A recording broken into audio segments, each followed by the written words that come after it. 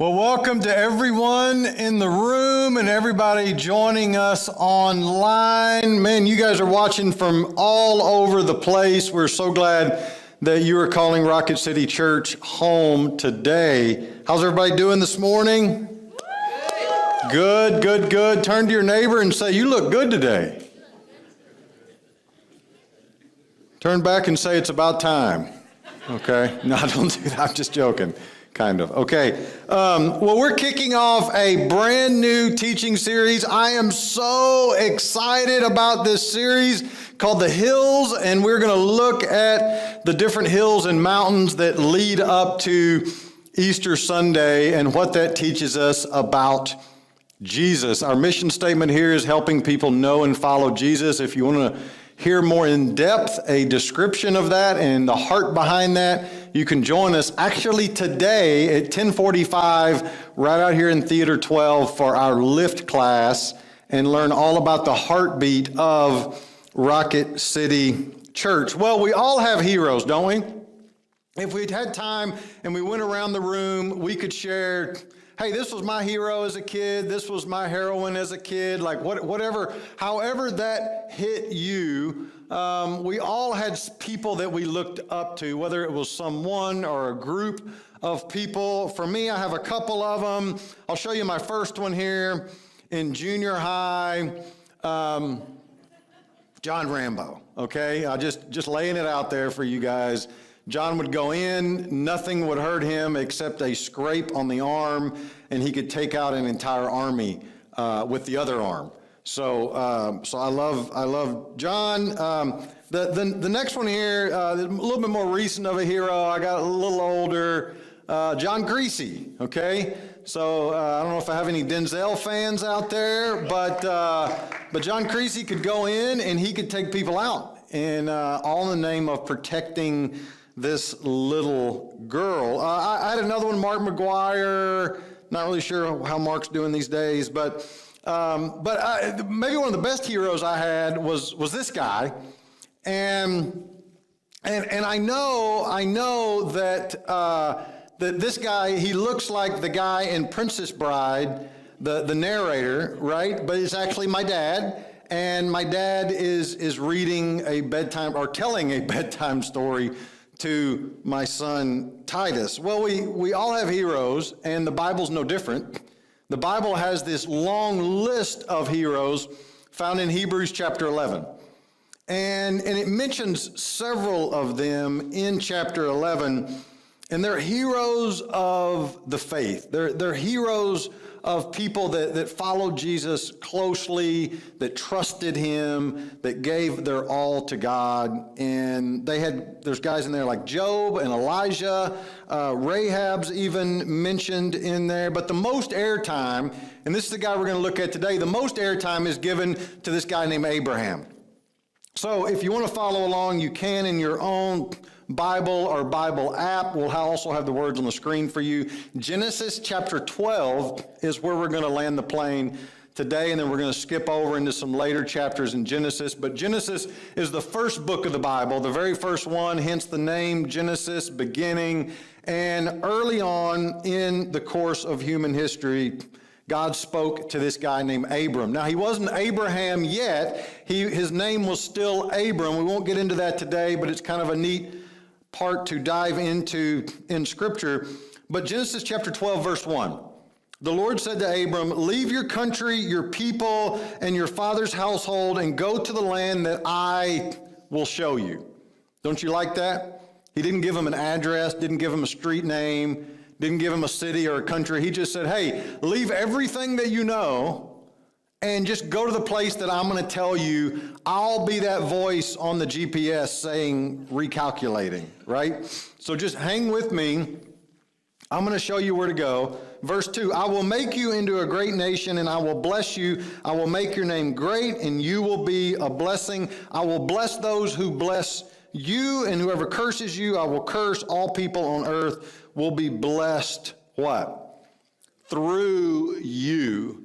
And we're going to talk in depth about these three verses starting the Sunday after Easter. You'll have to come back. You'll have to join us online. But we're going to look at how do you reach people in your neighborhood, in your apartment complex, at your place of work with the love of Jesus simply by realizing how blessed we are. What does that look like?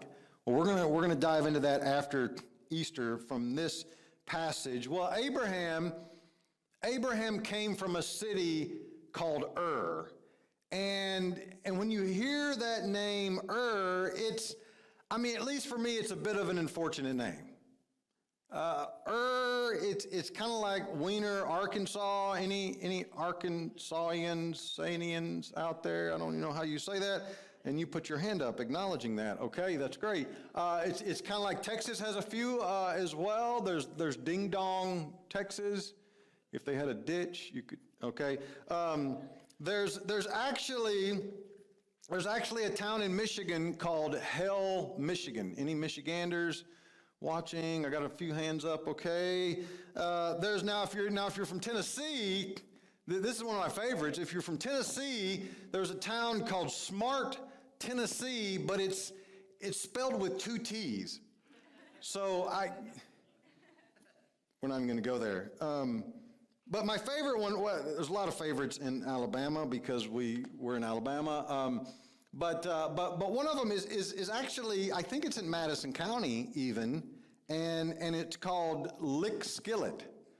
So there's actually a Lick Skillet, Alabama. Let that sink in for a minute. So Ur, even though it has a crazy name, Ur is think Paris, think New York City, think London. It was quite the cosmopolitan city, large, a lot of conveniences, a lot going on in Ur, and that's when God approaches Abram, and Sarai was her name. Later it gets changed to Sarah, but Sarai, and says, hey, I know you guys are enjoying your house in the burbs.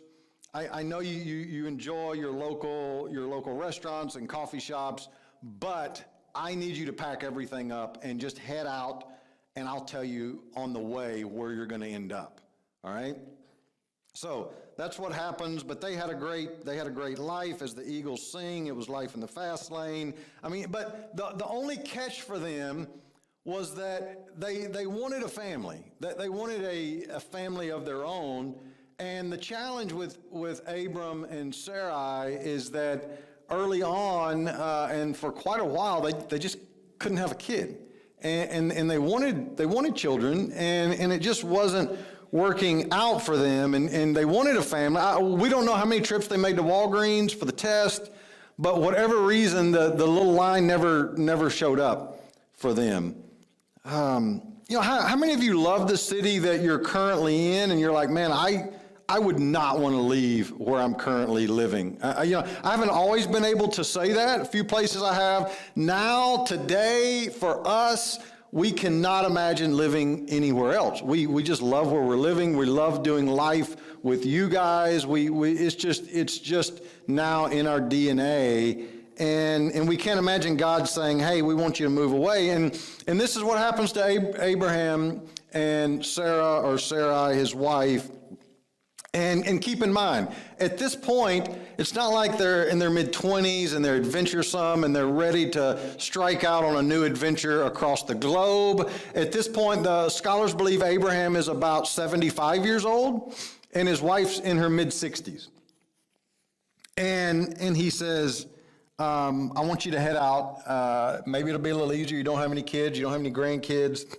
I'll tell you where to go. And so maybe if I were Abram, I would be thinking, hey, this isn't a bad deal. Maybe he's going to send us down to Naples, right? Like we're Social Security age. We're well past that. Like maybe it's going to be a really nice place that we're going to get to enjoy. And God just says, you know what? I just need you to trust me. And they strike out, and all of a sudden a famine happens, and they find themselves in Egypt. Abraham starts getting a little scared because his wife apparently is fairly attractive. All of us guys, our wives are in that same category, right? And so we would be scared just like Abraham would be because, honey, you're beautiful, you're amazing. And so his wife apparently was fairly attractive. And so he got kind of scared, and he said, look, when we get to Egypt, I need you, if this becomes an issue, I need you to tell people you're my sister. I love really courageous guys. I mean, they inspire me. They're heroes of old, right? And well, that's what happened. And they find themselves standing in front of Pharaoh, the leader of Egypt, and Pharaoh's ticked because he thought this was Abram's wife or sister, and he finds out it's actually his wife. And so God intervenes, he neutralizes the threat. They're able to get out of there fairly unscathed. And then chapter 13, Abram and his nephew have to part ways. They have a little situation happen. And so God takes care of that. And then we get to chapter 15 of Genesis. And Abram says, look, we still don't have a kid. I'm going to go ahead and start writing my will out. And I've got this servant named Eleazar, coolest name ever, and I'm going to leave everything I have to Eleazar because I've got to have a game plan here, God. I know it's just not working.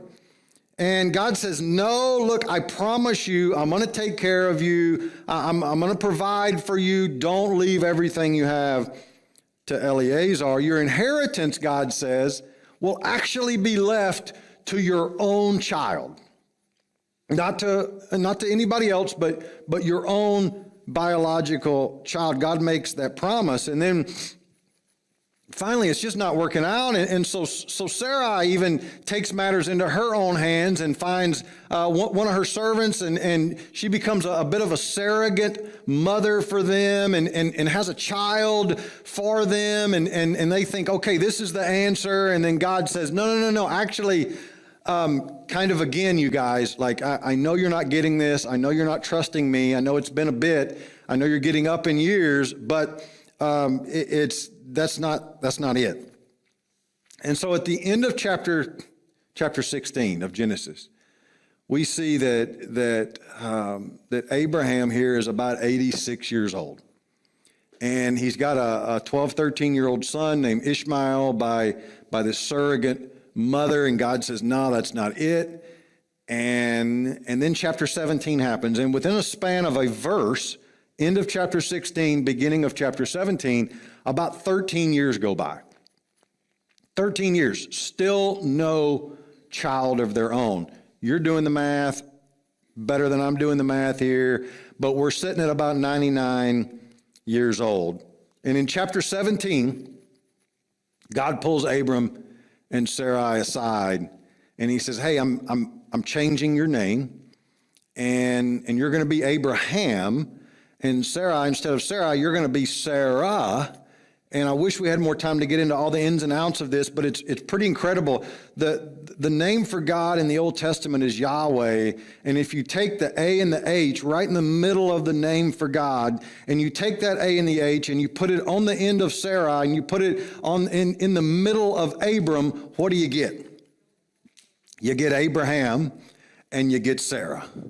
I love how God adopts Abraham and adopts Sarah and grafts them in to who he is. Isn't that like God?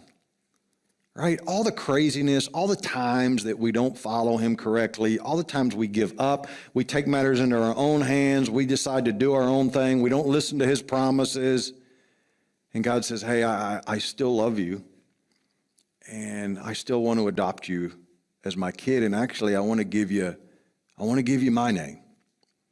Your name's great. We're not going to do away with it.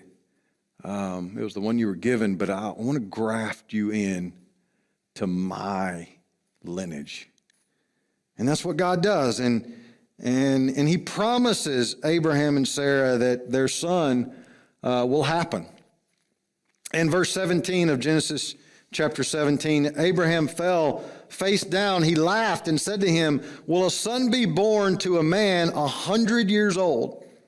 Will Sarah bear a child at the age of 90? Abraham literally falls to the ground laughing. I like Abraham. I would have done the exact same thing probably at this point of like, God, I'm pushing a century here, And I know you're amazing. I know you can do anything.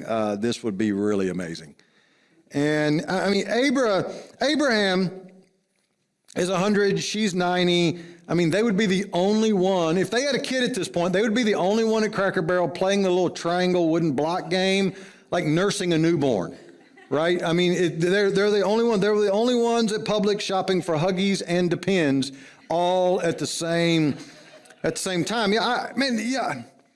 There is nothing that ever is sweeter, is more amazing, that causes emotions to well up in us, like seeing new life, is it? I mean, I love, back when I could do this, making hospital visits for new babies. There's nothing like it. When God promises something, God always delivers. When God promises, he always delivers. And here, God literally delivered. You know, sometimes we think the promises of God are too good to be true. God, I mean, there's just no way, God. I know you keep saying this. I know you have a plan for my life. I know. I keep reading it. I keep hearing it. Pastor Brian keeps talking about how amazing Jesus is and how much he loves. Look, I get all that, but like, life just isn't that way. And I know, God, I know you're supposedly the same God yesterday, today, and forever. But these promises that I'm clinging on to just have yet to become a reality in my life. You know, it's one thing to believe in God and believe that he exists, yet it's a completely different reality to actually believe God. You ever been there? You're like, look, I believe in God. I just don't know if I actually believe God. Abraham didn't just believe in God, but he actually believed God. And Abraham had a child named Isaac, and the name Isaac means he laughs. He laughs. This story alone, I mean, if we just had this story alone, talk about an incredible best-selling biography. New York Times, #1 bestseller. 100-year-old man, 90-year-old woman have their first child. But the story's far from over. And so I thought about today, what if we wrote our own story about their life and their journey, and we entitled each chapter a different title? And so if we did that, chapter 1 might be easily entitled for us today, There's Always a Promise. There's always a promise. Genesis 21, verses 1 and 2, now the Lord was gracious to Sarah, as he said, and the Lord did for Sarah what he had promised. And Sarah became pregnant and bore a son to Abraham in his old age at the very time God had promised. Look, hang with me on this. If you are still hoping for one of the promises that you feel like God made you or God has revealed to you in Scripture, and you're still waiting for that to happen, I want to give you a word to take home today. And that's that God very rarely is early. God is never, ever late. You know what God is? He's always on time. Every single time. He's always on time. God's promises are always on time. And unlike us, oftentimes, when God promises, he always delivers. If he says that he will provide for us, meet our needs, guide us with his Holy Spirit, he always honors his promises, and there's always a promise with God. Chapter 2, if we're writing a story, a biography about Abram's life and Abraham's life, it would read, there's always a test. There's always a test.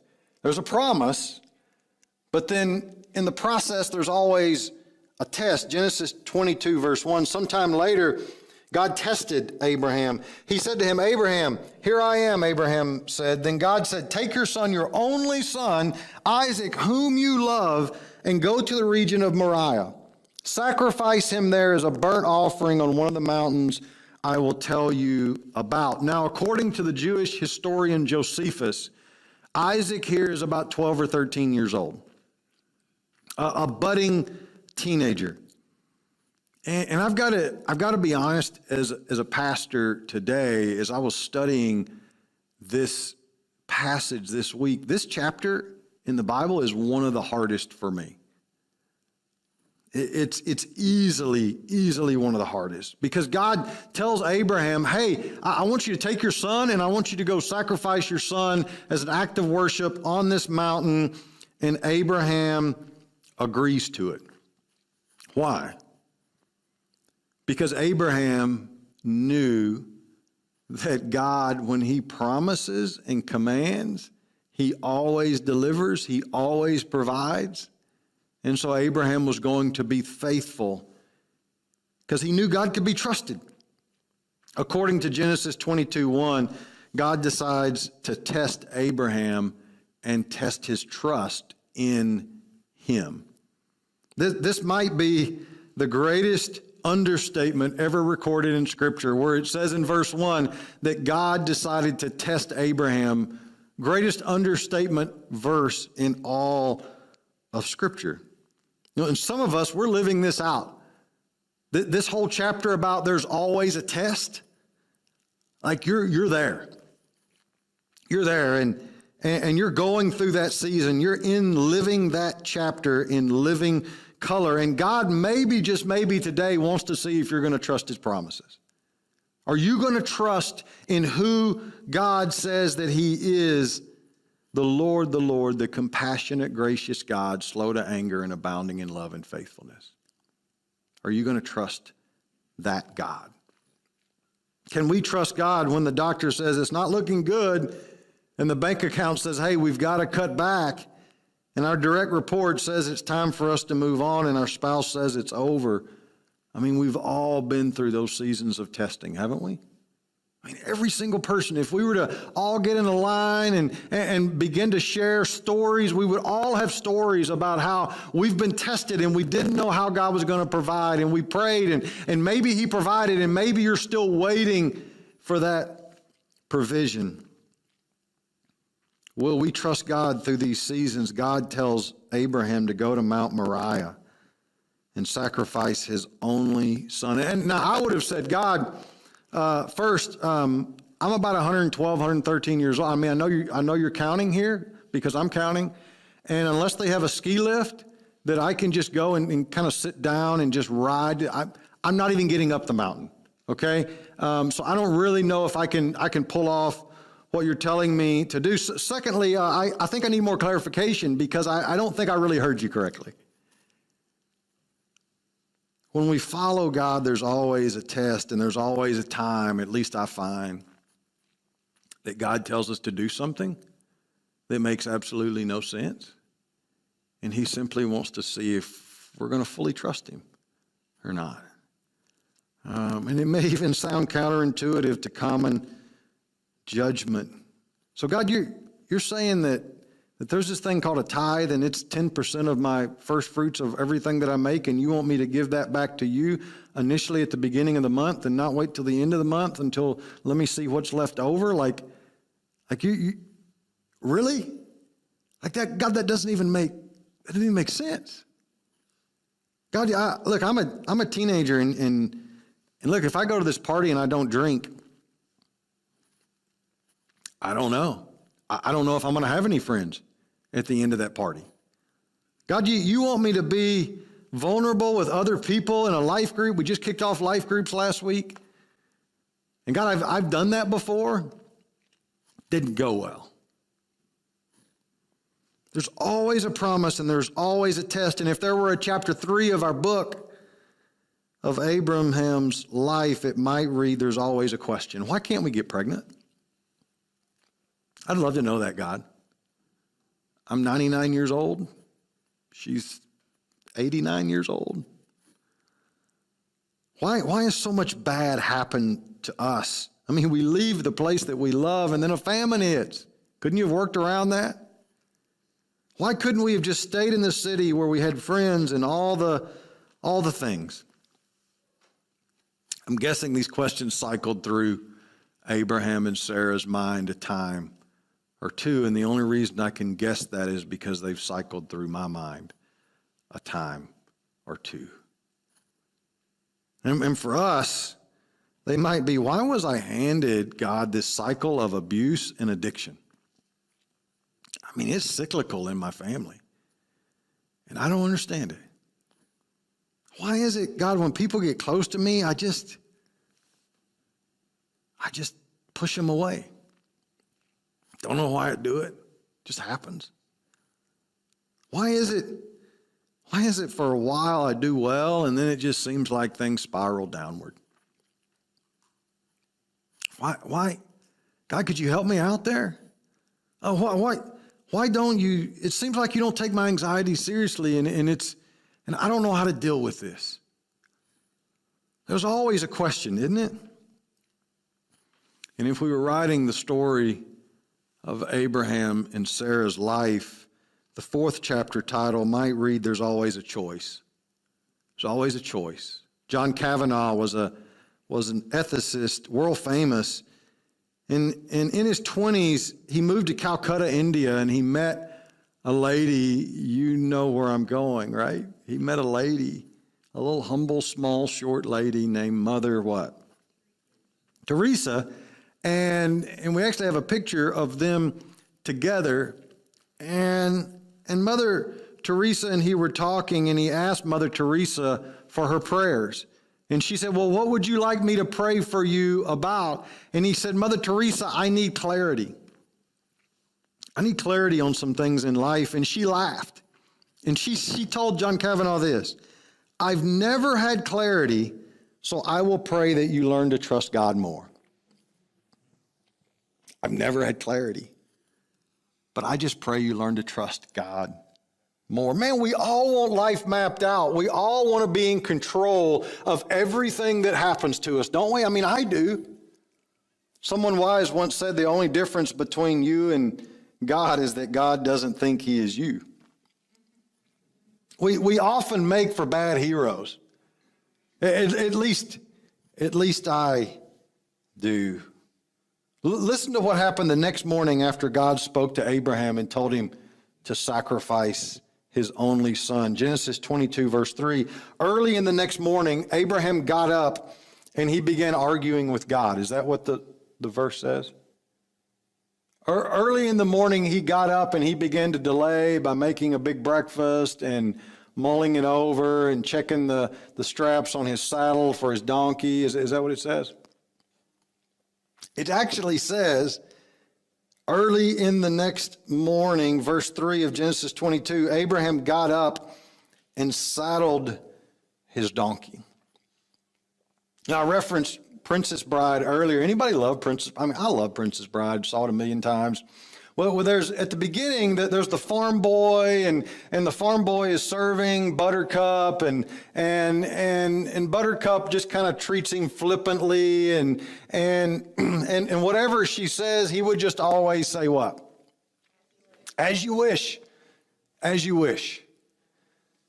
And the narrator in the movie says that when the farm boy would tell Buttercup, as you wish, it really meant, I love you. It really meant I love you. Abraham is telling God, by telling him as you wish, he's really telling God what? I love you. I love you. God, we've been at this for 113 years. It's a long time. Never once have you not provided for me. It's okay. I'm going to get ready. I'm going to get the wood. I'm going to get my son. And we're going up the mountain. So Abraham climbed the mountain. Verse 4, on the third day, Abraham looked up and saw the place in the distance. He said to his servants, stay here with the donkey while I and the boy go over there, and we will worship, and then we will come back to you. Abraham took the wood for the burnt offering and placed it on his son Isaac, and he himself carried the fire and the knife, and the two of them went together. And Isaac spoke up and said to his father, Abraham, Father. Yes, my son, Abraham replied. The fire and the wood are here, Isaac said, but where is the lamb for the burnt offering? Abraham answered, God himself will provide the lamb for the burnt offering, my son. And the two of them went on together. When they reached the place God had told them about, Abraham built an altar there and arranged the wood on it. He bound his son Isaac and laid him on the altar on top of the wood. Verse 10, then he reached out his hand and he took the knife to slay his son. Isaac, I want to mention here, fully trusted his father. Fully trusted his father. And God provided an answer. Verse 11, but the angel of the Lord called out from heaven, Abraham, Abraham, here I am, Abraham said. Do not lay a hand on the boy. Do not do anything to him. Now I know that you fear God because you have not withheld from me your son, your only son. Abraham looked up, and there in the thicket he saw a ram caught by its horns. He went over and took the ram and sacrificed it as a burnt offering instead of his son. So Abraham called that place, the Lord will what? Provide. And to this day it is said, on the mountain of the Lord it will be provided. If we were writing a book, the final chapter might be entitled, There is a Provision. You know who the hero is in this story? It's not Isaac. It's not the lamb. It's not the angel. It's not Abraham. It's God. It's God. It was God who parted the Red Sea. It was God who was with my wife and my family in July of 2019 when we packed everything up in Wheaton, Illinois, and we moved to this crazy place called the Rocket City to start an even crazier thing called Rocket City Church. God is the hero of any story.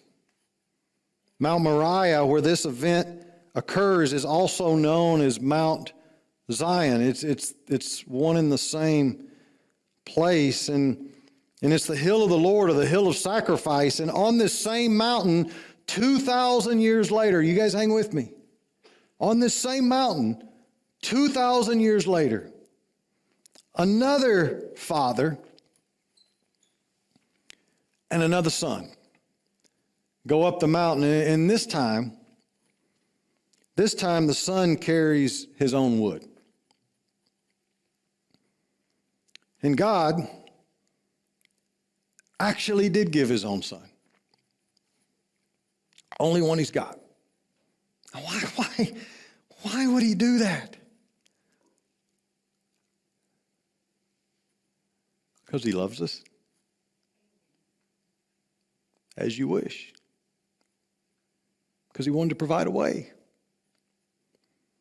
Man, I've grown up in church since I was 9 months before I was born. And this gets all too commonplace.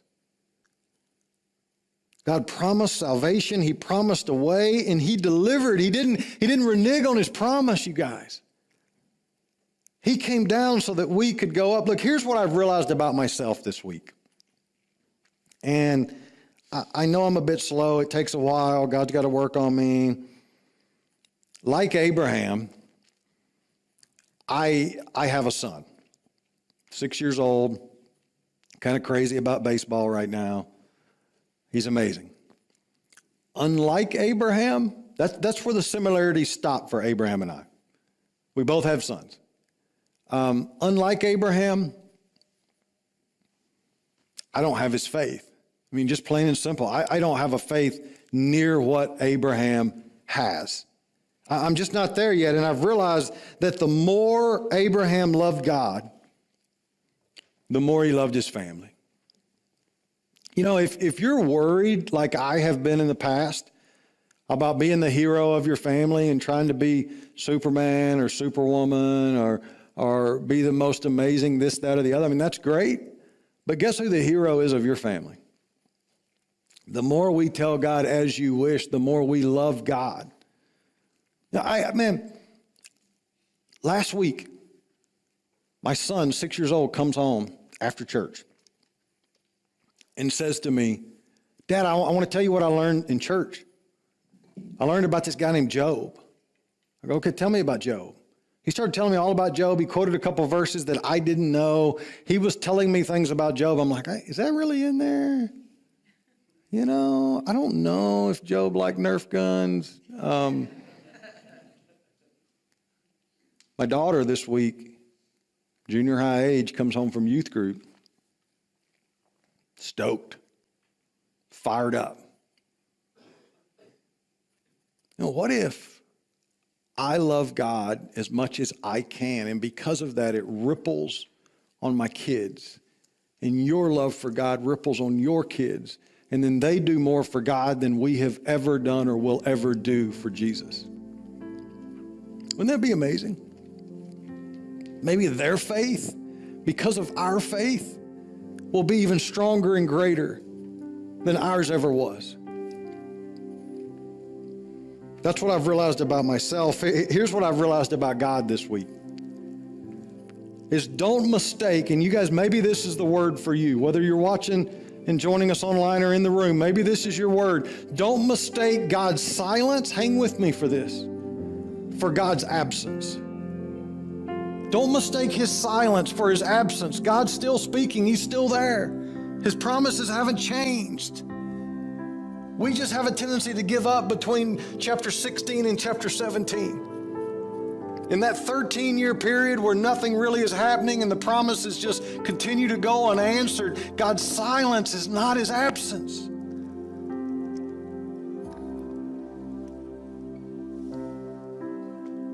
God can be trusted because we know, like Paul says, that all things, not just some things in our life, that all things work together for the good of those who what? Who love him and are called according to his purpose. God, as we worship now, God, we don't understand sometimes what's going on with your promises because there's so many tests, so many questions. But God, we love you, and we're saying as you wish this morning. So read our hearts. Read our hearts.